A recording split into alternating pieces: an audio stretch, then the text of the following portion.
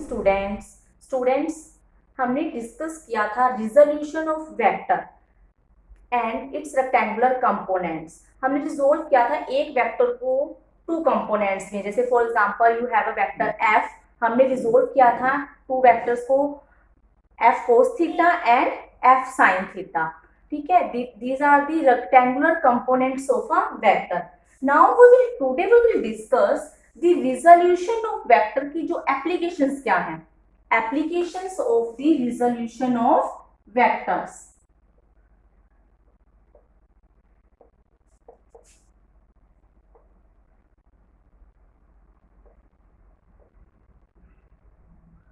First application है, it is easier to pull than to push a lawn roller.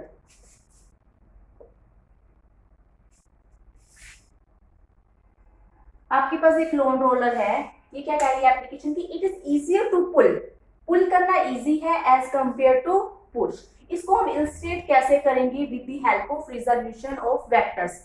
इसको हमने explain करना है with the help of resolution of vector. देखो, हमने पुलिंग जो है दैट इज इजी, हम लोन रोलर को पुल करते हैं और हम पुल भी कर सकते हैं और पुश भी कर सकते हैं। तो ये एप्लीकेशन आपको क्या बता रही है कि it is easier to pull as compare to push.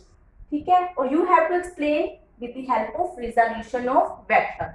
तो देखो, मैंने कहा कि पुल करना, आपके पास एक लोन रोलर है, you have a loan roller.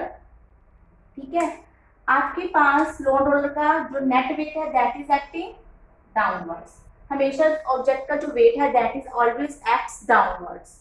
ठीक है, हम क्या कह रहे हैं, पहले हम स्टेट करते हैं केस पुलिंग का। फर्स्ट केस पुल का, कि हम लोन रोलर को क्या कर रहे हैं, पुल कर रहे हैं। ठीक है, तो पुल करना, तो इसका मतलब जो नेट फोर्स है दैट एक्टिंग आउटवर्ड्स। ठीक है, हम क्या कर रहे हैं उसको, ये क्या है, पुलिंग फोर्स।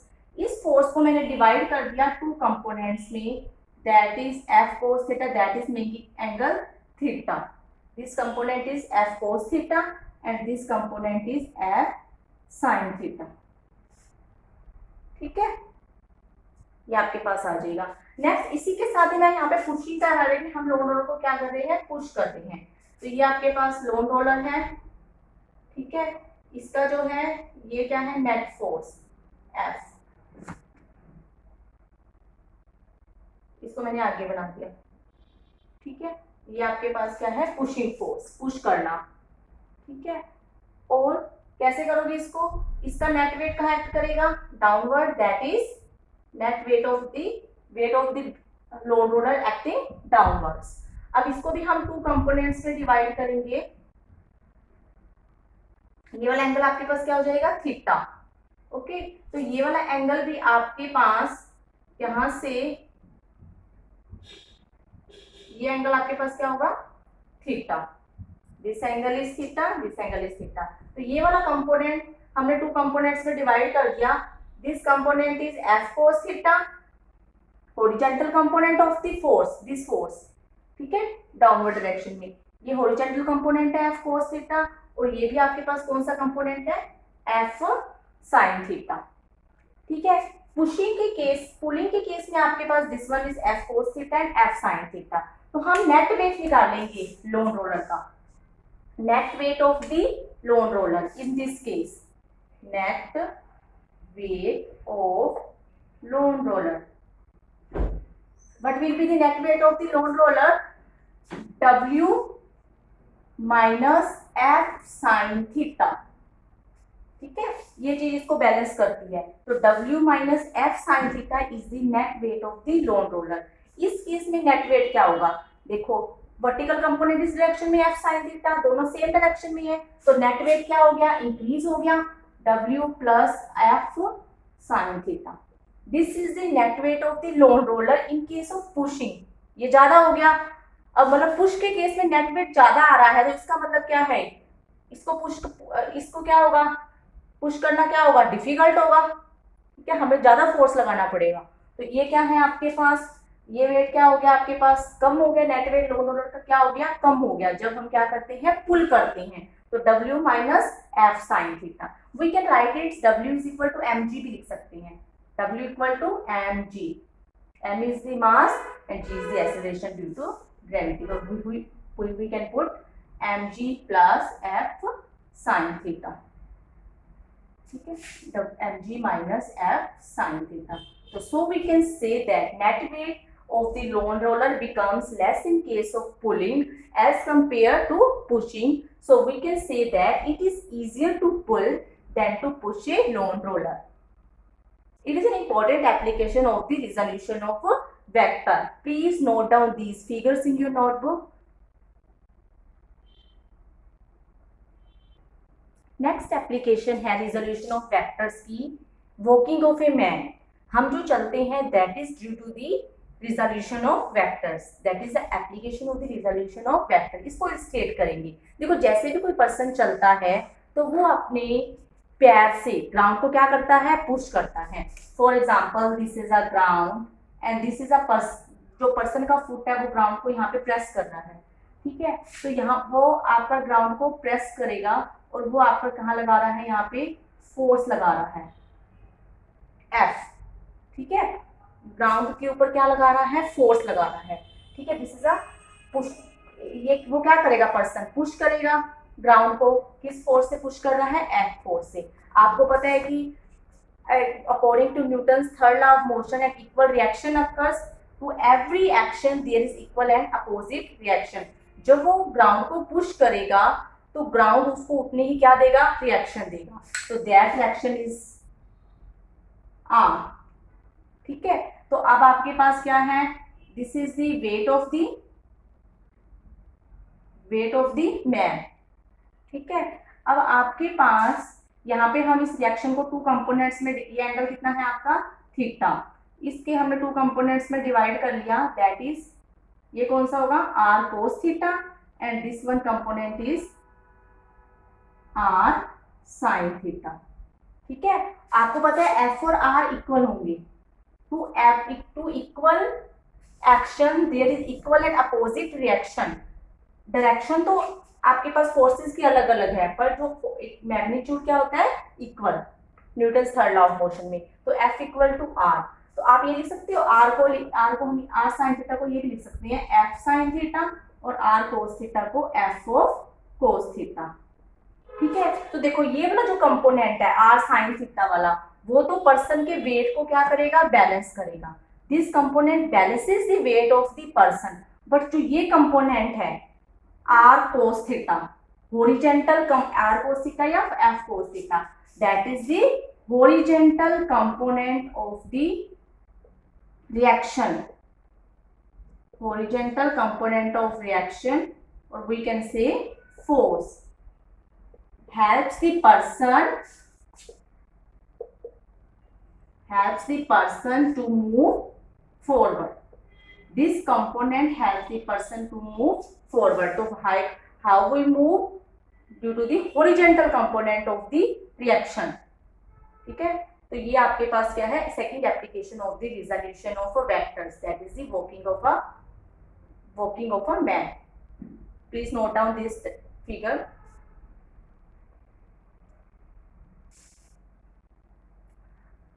स्टूडेंट्स, हमने डिस्कस किया था वेक्टर्स का addition by the triangle law of vector addition और by the parallelogram law of vector addition. हम वेक्टर्स को ऐड कर सकते हैं बाय दीज टू लॉज। फिर हमने किया कि सब्सट्रैक्शन ऑफ वेक्टर्स, हम वेक्टर्स को सब्सट्रैक्ट भी कर सकते हैं। आज हम डिस्कस करेंगे वेक्टर्स का मल्टीप्लिकेशन, ठीक है। फर्स्ट मल्टीप्लिकेशन की जब हम बात करते हैं तो हम करते हैं dot product of two vectors. तो first today we will discuss vectors को मल्टीप्लाई कर सकते हैं टू वे से, एक तो डॉट प्रोडक्ट और एक क्रॉस प्रोडक्ट। तो आज हम डिस्कस करेंगे dot product of vectors, that is very very important. Vector को मल्टीप्लाई कैसे करते हैं, वेक्टर कैन बी मल्टीप्लाइड, ठीक है। एडिशन हमने किया था, सब्सट्रैक्शन हमने किया था, आज हम करेंगे multiplication of vector. For example आपके पास दो वेक्टर्स हैं, एक ए वेक्टर है और एक आपके पास बी वेक्टर है, ठीक है।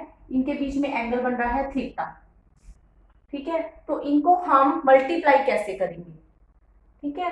तो डॉट प्रोडक्ट ऑफ वेक्टर आपको क्या बताता है, it is the multiplication of A vector with the another vector by the cosine of smaller angle between them. ये एंगल कितना है, थीटा, दोनों के बीच में जो एंगल है उसका क्या लेना है हमने, कोस। तो यदि मैंने ये आपके पास ए वेक्टर है, ये बी वेक्टर है, तो इसका डॉट प्रोडक्ट को हम डिफाइन करेंगे A vector dot B vector is equal to A B multiplication of vector A with the vector B multiplied by the cos of smaller angle between them. ठीक है, तो A B cos theta. ठीक है, this is the multiplication of the vector. अब इसमें हम और क्या इलस्ट्रेट कर सकते हैं कि जैसे मान लो कि ये आपके पास इसका हम बी कोस थीटा ले रहे हैं, तो बी कोस थीटा ये होगा आपके पास, ये बी वेक्टर है, this is the horizontal component B cos theta and this one is the vertical component B sine theta. ठीक है, तो हमने कौन सा कंपोनेंट लिया है, हॉरिजॉन्टल कंपोनेंट। तो हम ये कह सकते हैं dot product of vector A with the vector B. हमने डॉट प्रोडक्ट किसका किया है, ए का वेक्टर बी से। This is equal to the multiplication of vector A with the multiplication of cosine of another vector. दूसरे vector का क्या लिया है, cosine, A B cos theta. तो इसको हम सिंपली लिख सकते हैं A B cos of theta. ठीक है, this is your the dot product of vectors. अब हमें करना है कि डॉट प्रोडक्ट हमने एक प्रॉपर्टीज की थी, तो अब हम डिस्कस करेंगे properties of dot product. Dot product की प्रॉपर्टीज क्या होती हैं,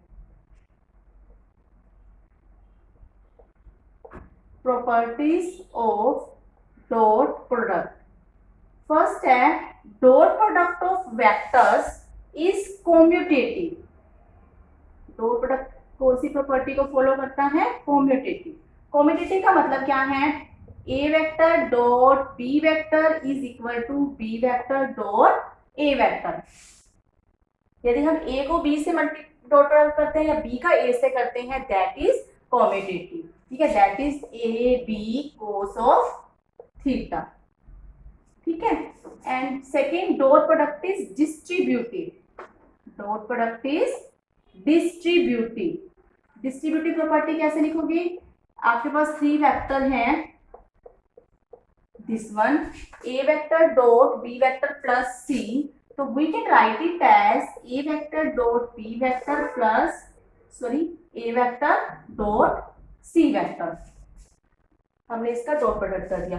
तो फर्स्ट डॉट प्रोडक्ट आपका ओबे करता है कॉम्यूटेटिव लॉ को, सेकंड डिस्ट्रीब्यूटिव लॉ को, it can be distributed. A distribute हो गया बी से और ए डिस्ट्रीब्यूट हो गया सी से। A vector dot B vector plus A vector dot C vector. ठीक है, प्लीज नोट डाउन दिस।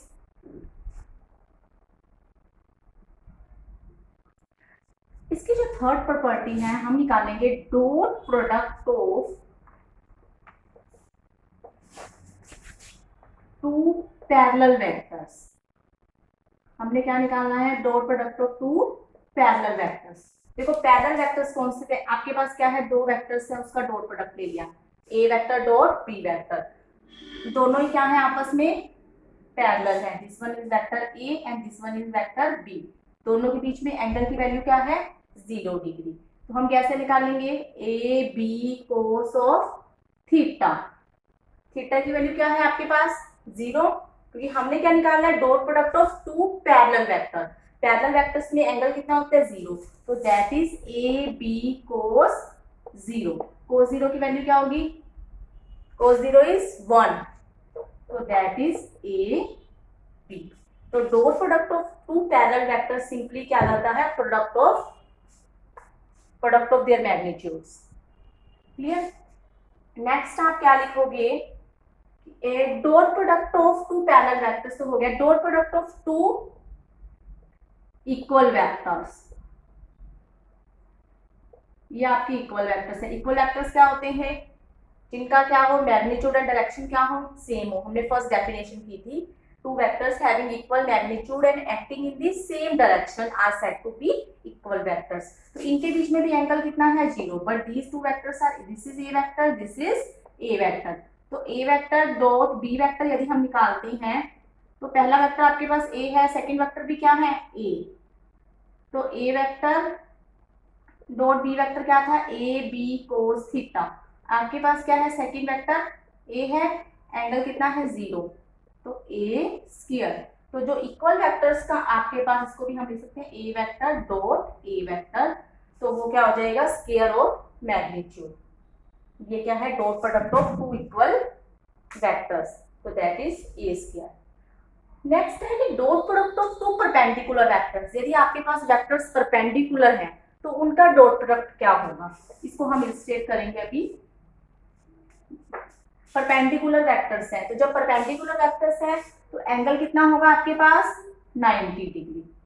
तो हम निकालेंगे A vector dot B vector is equal to A B cos of theta. Cos theta की value क्या होती है आपके पास, थीटा की वैल्यू 90, कोस 90 0, तो this is 0। Dot product of two vectors is 0 if two vectors are perpendicular. यदि आपके पास to vector perpendicular हैं तो उनका डॉट प्रोडक्ट हमेशा क्या होता है 0। Two vectors are perpendicular if their dot product is 0।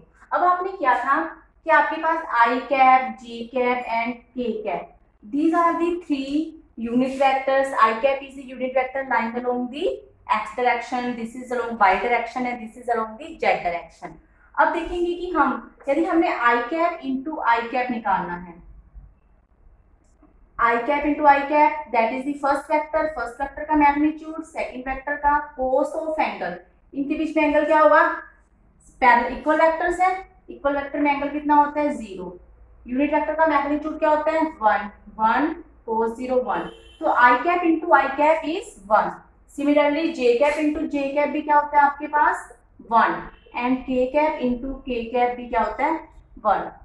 यदि हम i cap into j cap निकाल लें तो आई कैप का मैग्नीट्यूड 1, जे कैप का मैग्नीट्यूड 1, कोस ऑफ इनके बीच में एंगल क्या होगा 90 डिग्री।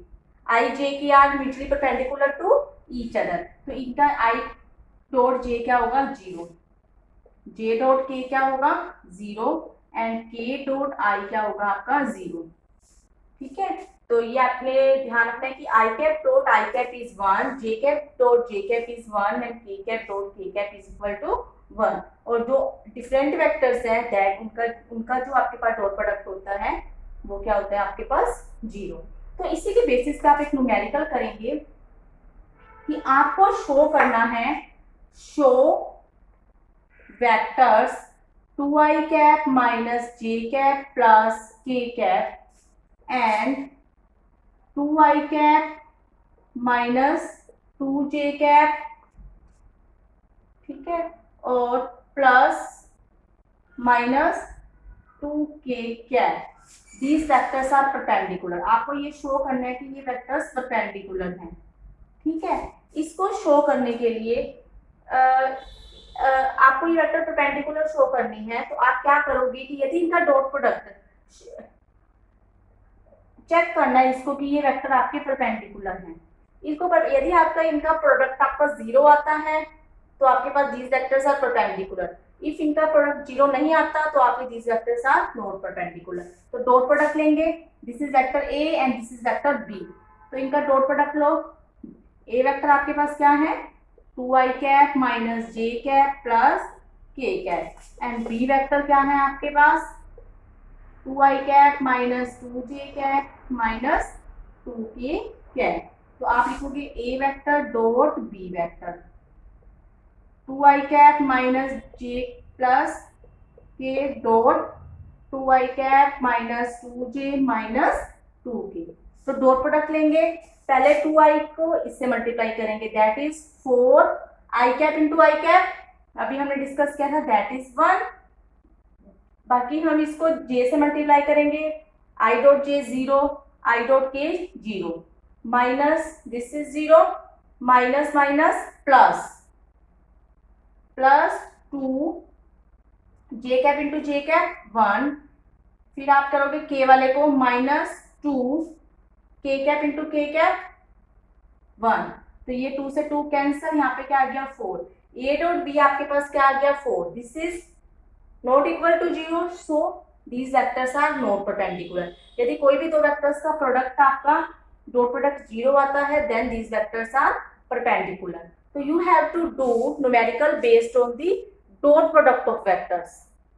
ठीक है, इसके बेसिस पे आपको न्यूमेरिकल्स करने हैं और dot product and application of resolution vectors, resolution of vectors के आपको क्या बनाने हैं, नोट्स बनाने हैं। Thank you students, have a nice day.